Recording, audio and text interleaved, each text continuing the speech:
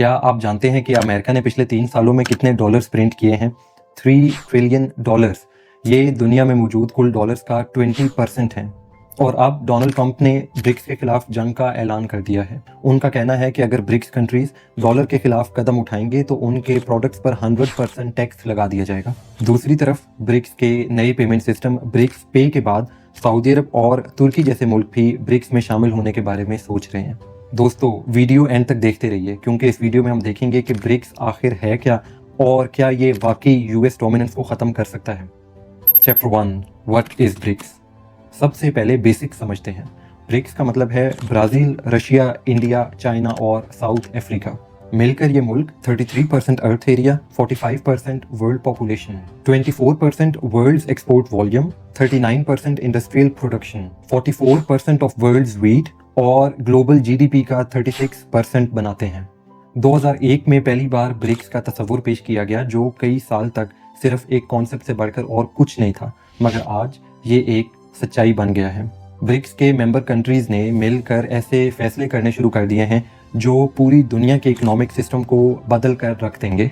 ये मुल्क अपने मुख्तलिफ कल्चर्स और इकोनॉमीज के बावजूद एक एम्बिशन पर इकट्ठे हो रहे हैं और इनका मकसद है वेस्टर्न पावर्स, स्पेशली यूएसए की डोमिनेंस को चैलेंज करना।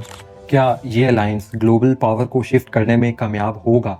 ये आने वाला वक्त ही बताएगा, लेकिन चांसेस इतने हाई पहले कभी नहीं थे। चैप्टर 2, दी बैक स्टोरी। ब्रिक्स को समझने के लिए हमें थोड़ा पीछे जाना होगा। वर्ल्ड वॉर 1 के बाद वेस्टर्न कंट्रीज ने अपने गोल्ड रिजर्व्स को सेव करने के लिए अमेरिका शिफ्ट करना शुरू कर दिया।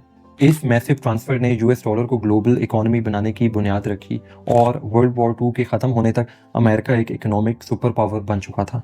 1944 के ब्रेटन वुड्स अग्रीमेंट के तहत यूएस डॉलर को दुनिया की रिजर्व करेंसी बना दिया गया जो कि गोल्ड के साथ पैक्ड था। पैगिंग का मतलब है कि डॉलर डायरेक्टली लिंक था गोल्ड के साथ और उस वक्त के मुताबिक हर $35 के पीछे रिजर्व में 1 आउंस गोल्ड ज़रूरी था।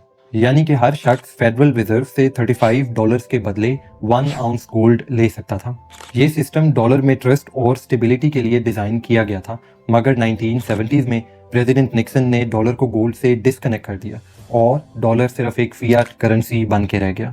इसके बाद कुछ ऐसे इवेंट्स हुए जैसे कि 2008 के फाइनेंशियल क्राइसिस जिसने यूएसए के साथ पूरी दुनिया को अफेक्ट किया, 2014 में रशिया पर सैंक्शंस और 2019 में कोविड के बाद डॉलर की ओवर प्रिंटिंग जैसे वाकयात ने बाकी मुल्कों को सोचने पर मजबूर कर दिया कि वो सिर्फ यूएसए पर डिपेंड नहीं कर सकते। यही वो पॉइंट था जब ब्रिक्स का कॉन्सेप्ट एक आइडिया से एक पावरफुल रियलिटी में तब्दील हो गया। लेकिन क्या ब्रिक्स वाकई डॉलर की डोमिनेंस को चैलेंज कर सकता है? आइए देखते हैं। Chapter 3, Trump's threats and why the US is worried. अभी हाल में newly elected president Donald Trump ने ब्रिक्स मुल्कों को सख्त धमकियां दी कि वो अगर यूएस डॉलर की बजाय किसी और करेंसी में ट्रेड करेंगे तो ट्रंप उनकी इंपोर्ट्स पर 100% टैरिफ लगाएगा और मजीद सैंक्शंस भी लगेंगी। ट्रंप की ये धमकी अमेरिका की एंग्जाइटी और डर को भरपूर जाहिर करती है क्योंकि वो जानता है कि अगर ब्रिक्स सक्सेसफुल हो गया तो अमेरिका की ताकत कम हो जाएगी। मगर यहाँ ट्विस्ट ये है कि अमेरिका खुद ही जिम्मेदार है ब्रिक्स के लिए।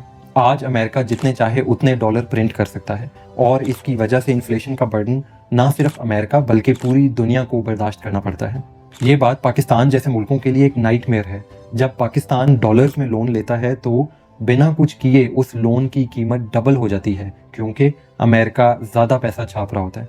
इसके अलावा यूएसए की जानिब से लगाई जाने वाली सैंक्शंस दूसरे ममालिक जैसा कि रशिया और चाइना को मजबूर कर रही हैं कि वो अल्टरनेटिव्स ढूंढें।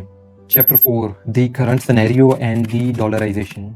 आज ब्रिक्स सिर्फ 5 मेंबर क्लब नहीं रहा। 2024 में इजिप्ट, इथोपिया, ईरान और यूएई भी इस अलायंस में शामिल होकर ब्रिक्स प्लस का हिस्सा बन गए और ये तमाम मुल्क मिल के ग्लोबल ट्रेड, रिसोर्सेज और पॉपुलेशन का एक बड़ा हिस्सा रिप्रेजेंट करते हैं। इस शिफ्ट से एक नया कॉन्सेप्ट इमर्ज हो रहा है, डी डॉलराइजेशन, एक स्ट्रेटजी जिसका मकसद डॉलर पे रिलायंस को ख़त्म करना है। इसके अलावा मोस्ट रीसेंट ब्रिक्स समिट में एक अल्टरनेटिव करेंसी और पेमेंट सिस्टम ब्रिक्स पे को भी इंट्रोड्यूस किया गया है। इस सिस्टम का मकसद है कि मेंबर कंट्रीज अपनी लोकल करेंसी में ट्रेड कर सकें डॉलर को यूज़ किए बगैर। यहाँ पे ट्विस्ट ये है कि ये सब कुछ सुनने में जितना एम्बिशियस लगता है उससे कई गुना ज़्यादा चैलेंजिंग है। ब्रिक्स के मेंबर्स के दरमियान अपने भी मुख्तलिफ इंटरेस्ट्स हैं। जैसे इंडिया के स्ट्रेटेजिक इंटरेस्ट्स अक्सर क्लैश करते हैं चाइना और रशिया के साथ। तो आपका क्या ख्याल है? क्या इतने मुख्तलिफ मफादात रखने वाले मुल्क एक यूनाइटेड फ्रंट के तौर पर काम कर सकेंगे? Chapter 5 impact on Pakistan. Pakistan के लिए ब्रिक्स ना सिर्फ एक चांस है बल्कि एक बड़ा चैलेंज भी है। सोचिए अगर पाकिस्तान IMF से लोन लेने की बजाय ब्रिक्स न्यू डेवलपमेंट बैंक से लोन ले, वो भी पाकिस्तानी रुपए में, तो क्या होगा?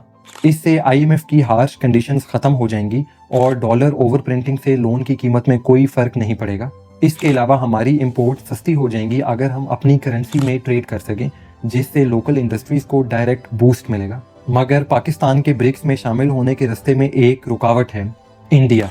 इंडिया जो ब्रिक्स का फाउंडिंग मेंबर है, ने हमेशा से पाकिस्तान की ब्रिक्स में एंट्री की मुखालफत की है, जो कि पुरानी जियो पोलिटिकल राइवलरीज की वजह से है। इस सिचुएशन में पाकिस्तान को अपने ऑप्शंस ओपन रखने होंगे और एक बैलेंस्ड अप्रोच से चलना होगा।